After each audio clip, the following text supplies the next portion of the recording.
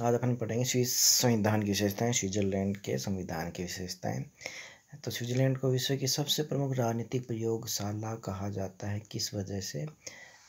दो इम्पोर्टेंट विशेषताएं यहाँ पे पाई जाती हैं। एक तो ये यहाँ प्रत्यक्ष प्रजातंत्र का घर भी कहा जाता है, यानी प्रत्यक्ष प्रजातंत्र को यहाँ पर अभी भी देखा जा सकता है। विश्व में लगभग सारे देशों में प्रत्यक्ष प्रजातंत्र ही पाया जाता है। प्रजातंत्र यानी शासन की शक्ति जनता के हाथ में, और उस शक्ति का प्रयोग प्रतिनिधियों के द्वारा करते हैं तो अप्रत्यक्ष प्रजातंत्र, और अगर वो ही आम जनता उस शक्ति का प्रयोग खुद से ही करती है तो वो प्रत्यक्ष प्रजातंत्र कहलाता है। तो प्रत्यक्ष प्रजातंत्र स्विट्जरलैंड में ही विद्यमान विशेषता है।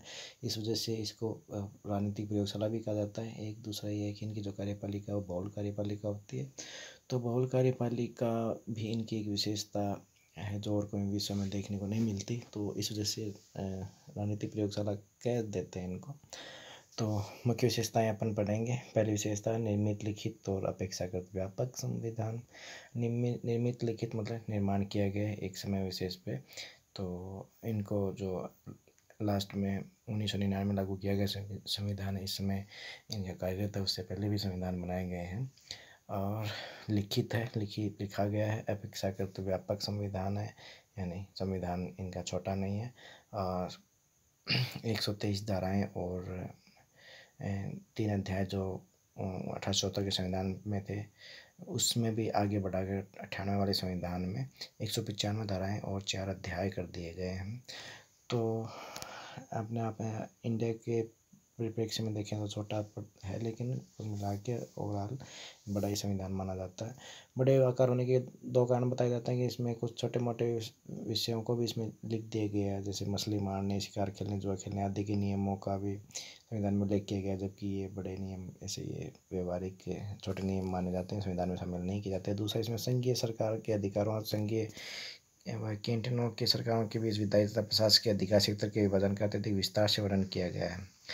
यानी विधायी प्रशासकीय अधिकार क्षेत्र का ज़्यादा विवरण करने की वजह से ये ज़्यादा आकार पा गया इनका संविधान। दूसरी विशेषता अपन देखेंगे कठोर संविधान, कठोर रिजिड, यानी इनके संविधान संशोधन की जो प्रक्रिया है वो काफ़ी जटिल है। तो एक कठोर संविधान है, इसमें संशोधन के लिए सामान्य कानून के निर्माण की प्रक्रिया से भिन्न सामान्य निर्माण कानून के निर्माण की प्रक्रिया क्या होती है, यानी कोई भी कानून जब सामान्य बहुमत यानी 50% से ज़्यादा संख्या के लोगों की सहमति से अगर बन जाता है तो वो साधारण प्रक्रिया है, साधारण कानून निर्माण की प्रक्रिया है। अगर 50% से ज़्यादा यानी 66% या 75%, 66% यानी 2/3 बहुमत है, और 75 यानी 3/4 बहुमत अगर जरूरत पड़ती है संशोधन के लिए, तो ये माना जाता है कि ये कठोर संविधान है। तो संशोधन की प्रक्रिया भारतीय व्यवस्था से अधिक जटिल है, परंतु अमेरिका की तुलना में थोड़ी कम कठोर है। तो ओवरऑल इसे यही कह सकते हैं कठोर संविधान इनके संविधान की विशेषता है।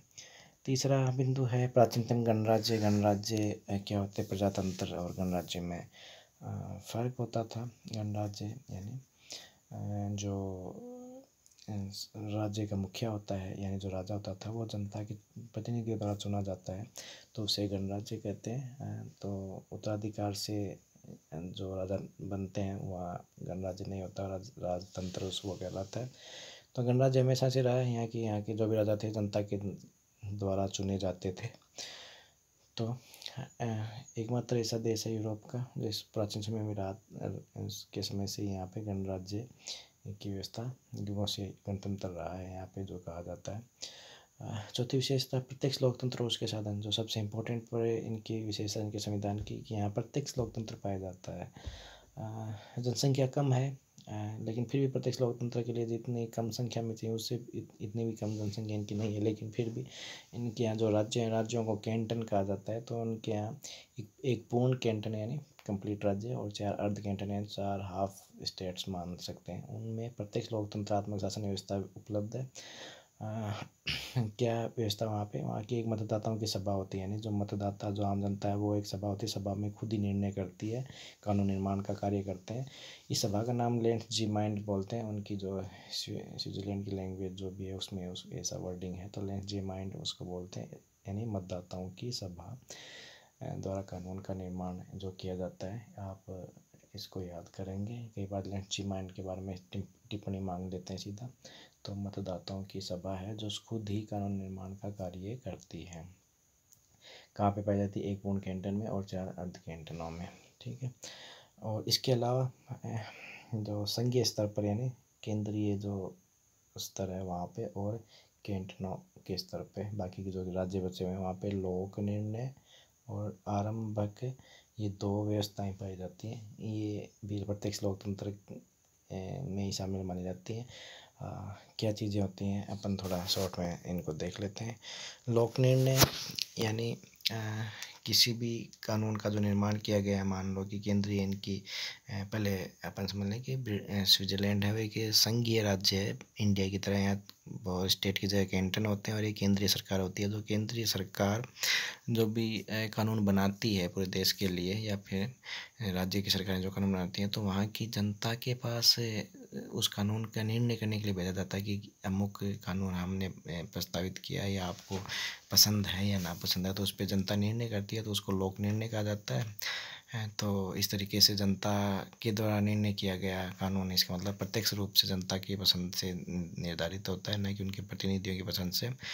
दूसरी व्यवस्था आरंभक। आरंभक यानी ये पहले वाली कंडीशन तो तब होती है जब उनके द्वारा चुने गए प्रतिनिधि एक प्रस्ताव तैयार करके इनके पास भेजते हैं, तब ये निर्णय करते हैं। लेकिन कई बार क्या हो कि इनके प्रतिनिधि कोई कानून ना ही बनाए इनकी आवश्यकता अनुरूप, तब क्या किया जाए? तब जनता के पास दूसरा हथियार ये रहता है कि वो आरंभक के रूप में खुद शुरू एक प्रस्ताव पारित करके भेजते हैं कि हमें ये अमुक इस तरीके का कानून बना के दिया जाए। तो ये प्रस्ताव खुद से जैसे 1 लाख लोगों के साइन से ये सब तैयार करके भेज देते हैं। फिर उनके प्रतिनिधियों को वो वैसा कानून बनाना पड़ता है, फिर ये वापस इनके निर्णय के लिए इनके पास पहुंचता है। तो लोक निर्णय और आरंभक दोनों ही प्रत्यक्ष लोकतंत्रात्मक पद्धतियों को सफल बनाने के लिए साधन माने जाते हैं। तो 3 साधन इनके हो गए, लोक निर्णय, आरंभक और लेट्सजीमाइन, जो आप छोटे क्वेश्चन में हमेशा ही पूछे जाने वाले क्वेश्चन रहे हैं। बहुत काफ़ी इंपॉर्टेंट और काफ़ी अपने समझने के लिए भी काफ़ी अच्छा क्वेश्चन भी है।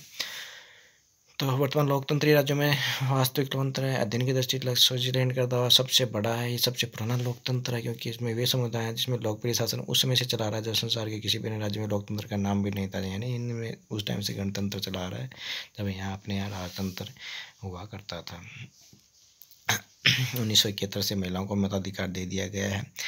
तो 18 वर्ष की आयु प्राप्त प्रत्येक स्त्री पुरुष को अभी अधिकार प्राप्त भी हो गए।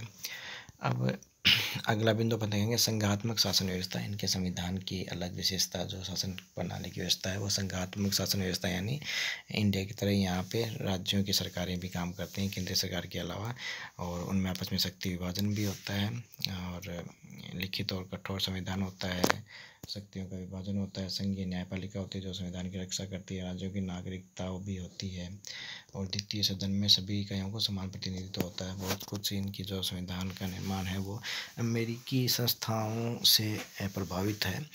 तो यहाँ पे भी 20 जो राज्य हैं उनमें 20 पूर्ण कैंटन है, पूर्ण राज्य समझें, और 6 अर्ध कैंटन। तो 6 अर्ध का अगर अपन करें तो 6 आधे राज्यों में मिलाएं तो 3 पूरे बनते हैं।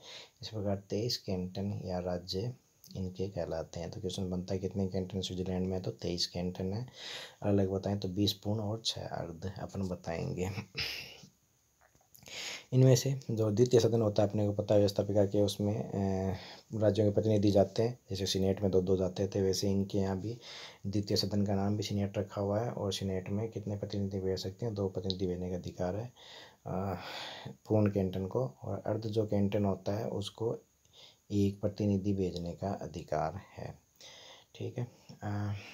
इसके अलावा संविधान संशोधन होते हैं वहाँ पूर्ण कैंटन का 1 मत गिना जाता है और अर्ध कैंटन का आधा मत गिना जाता है। ये इनमें अंतर है अर्ध और पूर्ण कैंटन में यहाँ बताया गया है। इसके बाद में अपन देखेंगे छठी विशेषता जो है उदारवादी दर्शन पर आधारित संविधान है। तो वर्तमान समय में इंग्लैंड, अमेरिका आदि देशों के संविधान ही उदारवादी या व्यक्तिवादी दर्शन पर आधारित हैं। तो पूर्व सोवियत संघ या चीन आदि देशों के संविधान समाजवादी दर्शन पे।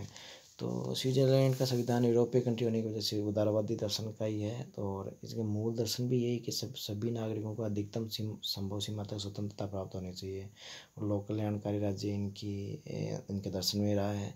और नागरिकों की स्वतंत्रता प्राप्त कराने के लिए उनको कम से कम परेशानी हो इसके लिए इन्होंने अपने आप को तटस्थ देश भी घोषित कर रखा है, यानी किसी भी तरीके के युद्ध या विवाद में ये देश नहीं शामिल होता है। तो ये यूरोप का एकमात्र तटस्थीकरण हमेशा के लिए देश कहलाता है। 7वें नंबर का विशेषता है संसदात्मक और अध्यक्षात्मक शासन व्यवस्थाओं का समन्वय है। नॉर्मली क्या होता है, किसी देश में संसदात्मक होती है या फिर अध्यक्षात्मक, लेकिन यहाँ पे दोनों का समन्वय है। समन्वय किस तरीके से होता है कि यहाँ न तो पूर्णतः संसदात्मक सिद्धांत है, नहीं अध्यक्षात्मक। तो स्विट्जरलैंड में व्यवस्थापिका और कार्यपालिका के परस्पर संबंधित है, जो एक संसदीय व्यवस्था का प्रतीक है। लेकिन इंग्लैंड के समान कार्यपालिका व्यवस्थापिका के प्रति उत्तरदायी नहीं है और व्यवस्थापिका कार्यपालिका को हटा नहीं सकती। तो दोनों जुड़े हुए भी हैं, लेकिन कार्यपालिका उत्तरदायी नहीं है और कार्यपालिका को व्यवस्थापिका हटा भी नहीं सकती। तो इसे अध्यक्षात्मक शासन व्यवस्था भी नहीं कहा जा सकता, क्योंकि शक्ति विभाजन का जो सिद्धांत है उसको नहीं अपनाया गया है, क्योंकि दोनों व्यवस्थापिका और कार्यपालिका आपस में जुड़े हुए हैं। तो इस वजह से एक मिक्सअप यहाँ पे अपने को देखने को मिलता है। 8वें नंबर का जो विशेषता है वो है बहुल कार्यपालिका, प्लूरल एग्जीक्यूटिव, जो अपने शुरुआत में बात की थी। यानी कार्यपालिका संगठन की दृष्टि से एकल होनी चाहिए, जैसे कि अपने यहाँ पे राष्ट्रपति है, अमेरिका में राष्ट्रपति है, ब्रिटेन में सम्राट है, एकल प्रधान होता है कार्यपालिका का। लेकिन यहाँ पे ऐसा नहीं, यहाँ पे कार्यपालिका शक्ति 7 सदस्यों की एक संघीय सरकार को प्रदान की गई है, फेडरल गवर्नमेंट जिसको बोला जाता है। और संघीय सरकार इन 7 सदस्यों की शक्तियाँ बिल्कुल समान हैं और बारी बारी से ये 7 सदस्य इसके अध्यक्ष बनते रहते हैं, पर शक्तियों में फिर भी ये समान पाए जाते हैं। तो इस वजह से बहुल कार्यपालिका कहलाती है। वैसे ऐसे उदाहरण विश्व में देखने को मिलते हैं। इसमें बहुत बार इसको एग्जीक्यूट कर पाने में या ऐसे सहमति बना पाने में हमेशा ही मुश्किल रहती है। इस वजह से हर देश में एक ही पाया जाता है, लेकिन यहाँ पे बहुल कार्यपालिका अपने को देखने को मिलती है। तो इसकी इनकी यूनिक फीचर है।